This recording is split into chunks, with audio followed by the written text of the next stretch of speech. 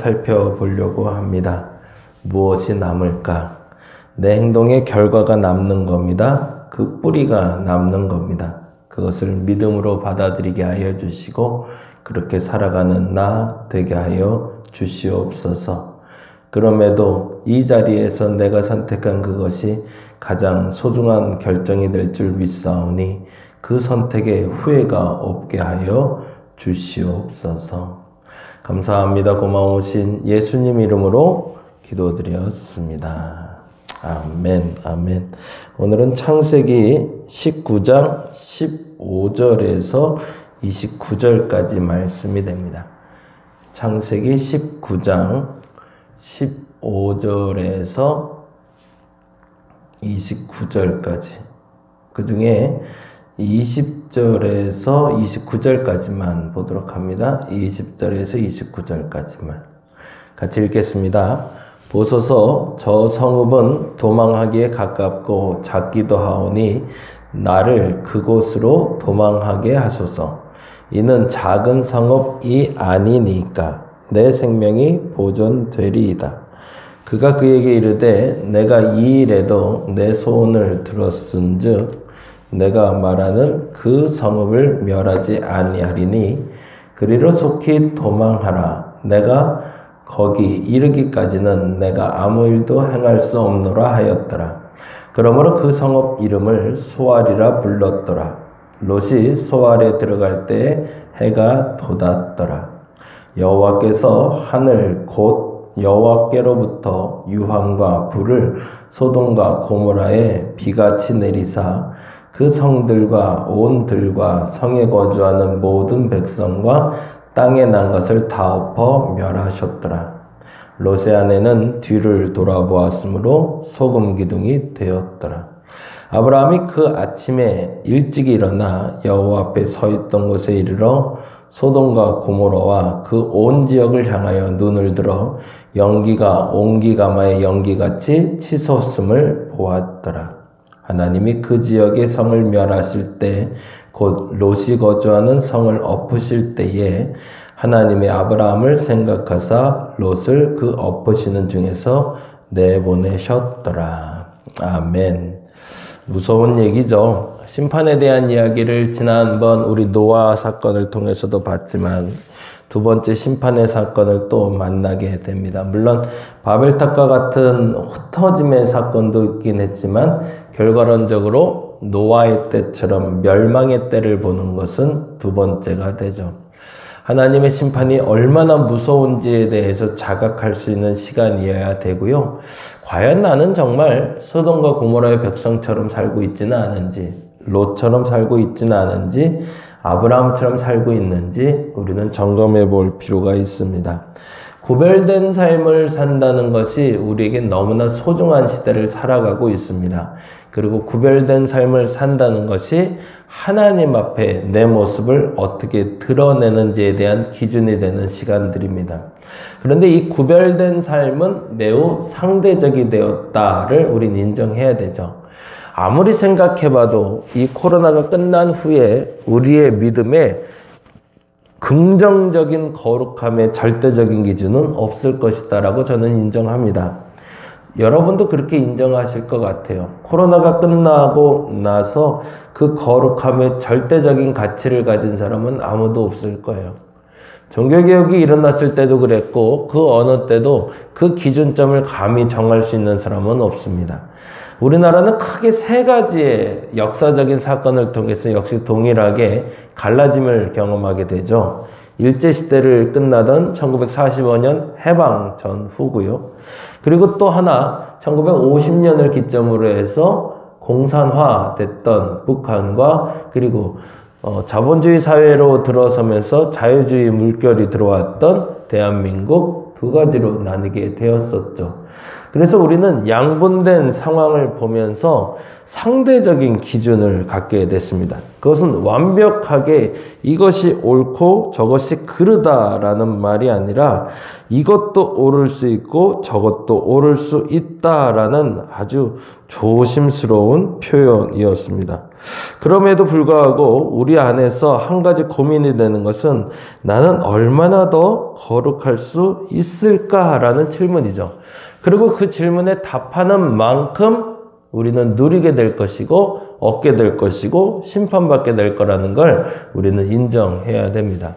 일제시대 때는 일제에 타협하고 적당히 그 선에 머물러 있었던 사람도 있고요. 적극적으로 일본에 가담해서 친일을 했던 분들도 있고, 그리고 또한 아예 일본에 반대해서 목숨까지 내놓고 싸운 사람이 있었던 것처럼 공산화될 수 있었던 상황이었던 6.25 동란도 마찬가지였던 거죠. 상황이 그럴 수밖에 없었어요. 목숨이 담보였기 때문이죠. 그래서 세 가지의 모습은 이번에 코로나를 통해서도 똑같이 나타나죠. 목숨을 구걸해야 되는 상황이 되었을 때, 아니면 목숨을 담보로 해서 결정해야 될 상황이 되었을 때 나는 어떤 선택을 할 것인가. 그냥 이렇게 허접하게 적당히 지나가는 시간들 말고 그냥 내가 좋아하는 것을 상실하고 내가 가져왔던 것을 잃어버리는 정도가 아니라 목숨이 담보가 되는 신앙의 물음이 던져졌을 땐 과연 나는 어떤 질문에 어떻게 답하게 될까를 한 번 더 고민할 필요가 있는 게 사실은 오늘 본문이 됩니다. 그래서 참 어렵고 힘든 본문이고요. 이 본문을 보면서 아멘 할 수 있는 나의 믿음의 기준을 정하는 게 굉장히 중요한 질문이 되겠죠. 실질적으로는 목숨을 담보로 할 상황에 들어가지 않는 게 제일 좋은 건데 그렇기는 쉽지가 않죠. 아브라함은 사실은 소돔과 고모라와 먼 옛날 이야기처럼 떨어져 있었거든요. 그렇죠. 처음의 선택을 잘했기 때문이죠. 애초에 소돔과 고모라로 들어가지도 않았고 그것을 쳐다보지도 않았던 아브라함에게는 아브라함의 복을 허락하셨는데 이미 본인의 선택으로 소돔과 고모라에 들어간 롯은 그 안에서의 선택의 기준을 제시받게 되었다는 겁니다. 어차피 시작된 거라면 그 안에서 찾아야지 과거를 후회할 필요 없겠죠. 그럼에도 롯도 갈등이 많았을 겁니다. 차라리 아브라함의 품을 떠나지 말걸. 그냥 큰아버지랑 있을 걸 괜히 떠나와서 내가 지금 뭔가? 라는 생각도 들었을 거예요. 그런데 그렇게 후회하고 그렇게 결정하기에는 시간이 너무 촉박했죠. 그리고 나서 두 딸들을 데리고 급하게 빠져나오는 판인데 이제서 그의 아내가 등장을 하고 그의 사위들이 등장을 하는데 아내도 사위도 사실은 롯의 마음을 얻지 못했고 그리고 롯도 아내와 사위들에게 그 마음을 얻지 못했음을 우리는 14절에서 발견하게 됩니다. 너무 안타깝죠. 읽어볼까요? 14절 롯이 나가서 그 딸들과 결혼한 사위들에게 말하여 이르기를 여호와께서 이 성을 멸하실 터이니 너희는 일어나 이곳에서 떠나라 하되 그 사위들이 뭐라고 돼요? 예, 농담으로 여기다가 거기다 동그라미 해놓죠. 우리는 그렇지 않은가? 내가 말하는 말에 대해서 사람들에게 얼마나 신뢰도가 있는가를 한번 되짚어 볼 수 있는 본문이 되겠죠. 그러자 15절에 동틀 때에 천사가 롯을 재촉합니다. 그리고 죄악 중에 지체해야 할 때가 아니라고 얘기하자 그런데 16절에 이렇게 돼 있죠. 16절 그러나 롯이 지체하며 거기다 줄쳐놓을게요. 여기는 질문하고 여러분이 스스로 답을 해보세요. 왜 롯이 지체했을까? 무엇이 그의 발목을 잡고 있었을까? 소돔과 고모라에 남아있는 재산들, 재물들, 아니면 그때 누렸던 상황들, 아니면 그 어떤 것인지 한번 여러분 찾아보시기 바랍니다. 그리고 나서 도망가고자 할 때 이런 표현이 나옵니다. 21절이죠. 21절 같이 읽어볼까요? 그가 그에게 이르되 내가 이 일에도 내 소원을 들었은즉 거기다가 줄쳐놓을게요. 그럼에도 하나님은 그의 소원을 듣고 계시다라는 거죠. 이게 참 독특하죠. 롯이 잘못하고 있음을 우리는 눈으로 똑똑히 보고 있습니다. 그런데 하나님은 그의 소원을 들어주셨다라는 표현을 쓰고 있어요. 뭐죠? 이 부분에서 다시 한번 아까 말씀드린 상대적인 거룩을 얘기해야 되는 거죠. 거룩이란 하나님의 성품이 드러나는 것이고 하나님과 얼마나 가까운가에 대한 기준이 되는데 아브라함이 누렸던 은혜와 롯이 누리는 은혜가 조금 다른 거죠. 그렇다고 해서 그가 죄를 지었다고 해서 전혀 버려지는 것이 아니라 차선의 은혜를 계속 누리고 있음을 보게 됩니다. 그리고 본인이 말한 만큼 누리는 게 바로 21절의 이야기가 되죠. 그래서 내가 이 일에도 내 소원을 들었은즉 이라는 표현처럼 하나님은 그 수준에 맞게 그가 원하는 것을 지금도 응답하고 계심을 보게 되는 거죠. 그리고 나서 우리가 잘 아는 대로 26절 이렇게 됩니다. 롯의 아내는 뒤를 돌아보았으므로 소금 기둥이 되었더라. 정말 소금 기둥이 되었는지 어떤 형태로 정말로 그 불기둥이 떨어질 때 그 화산재로 뒤덮여 있었던 모습인지는 알 수 없어요. 근데 성경 그대로 읽자면 롯의 아내는 후회하며 그리고 지체하다가 결국에 멸망당했다 이렇게 읽어야 되는 거죠. 소금 기둥이 되었다라는 표현보단 롯의 아내는 결국 멸망당했다라고 보는 거죠. 그러면 살아남은 건 누구예요? 롯과 그 딸들이죠. 그런데 더 중요한 건 그나마 롯은 그 두 딸들을 구해내는 일은 했지만 아브라함이 기도했던 것처럼 10명의 의인은 만들어내지 못했다를 우리는 보게 되죠. 만일에 아브라함이 10명의 의인을 말했을 때 그 10명의 의인이 분명하게 드러났다면 어제 읽었던 본문 19장 7절에 이른데 청하노니 내 형제들아 이런 악을 행하지 말라라고 말했던 그 형제들이 10명만 됐더라도 이 일은 벌어지지 않았겠죠. 그런데 10명이 되지 않아서 이 일이 벌어졌다는 거예요. 근데 이 부분에서 저는 사실은 좀 고민이 되는 게 있었어요. 최근에서의 고민인데 예전에는 의인들이 있어서 소돔과 고모라가 멸망하지 않았으면 좋았겠다라는 생각이 주였어요. 정말 그랬으면 좋겠다 생각했고 정말 그래야 된다 생각했고 그래서 저도 기도를 그 중에 10명의 하나가 내가 되게 해옵소서라는 기도를 많이 해왔던 것 같아요. 여러분도 그렇게 하지 않으셨나요? 근데 최근에는 사람이 악해졌나 봐요. 제가 그런 생각을 하게 돼요. 그렇게 살려봐야 뭐해 라는 거죠. 소돔과 고모라에 그렇게 악이 관영하고 악이 가득한데 그 사람들 살려줘 봐야 이런 무서운 생각이 요즘은 들어요. 그렇게 심판대 앞에 설 만큼 죄악에 가득 차 있는 사람들을 의인 10명이 살려내 봐야 그 생활이 그 세상이 행복한 세상이 될 수 있을까? 이 무서운 생각이 드는 건 요즘의 사태가 그렇기 때문이겠죠.